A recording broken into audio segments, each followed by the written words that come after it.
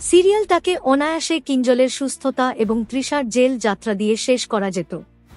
আরেকটা জিনিস, writer director হঠাৎ করে কেমন যেন মহান ব্যক্তি হয়ে গেল। কারণ এর আগে তো প্রত্যেকবার যখনই মানবিমানের পালা নিয়ে বিয়ের কোন অনুষ্ঠান হয়েছে, সেই বিয়েটা কিন্তু হয়েছে। সেটা সেই অনন্যা ও অনিকেতের বিয়ে হোক বা শ্যামলী ও চন্দ্রাশিসের বিয়ে। হয়তো রাইটার ডিরেক্টর এটা করে শাক দিয়ে মাছ ঢাকার চেষ্টা করল, কিংবা এটাও হতে পারে নিজেদের পাপটাকে একটু খনন করার চেষ্টা করল।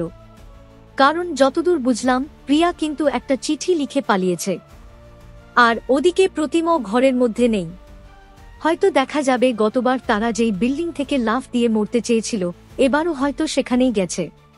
দেখুন কোন গোপনে মন ভেসেছে, সোম থেকে শনি রাত 9টায়, শুধুমাত্র জি বাংলায়। এইরকম সমস্ত আপডেট সবার আগে পেতে অবশ্যই আমাদের চ্যানেলটি সাবস্ক্রাইব করে নিও।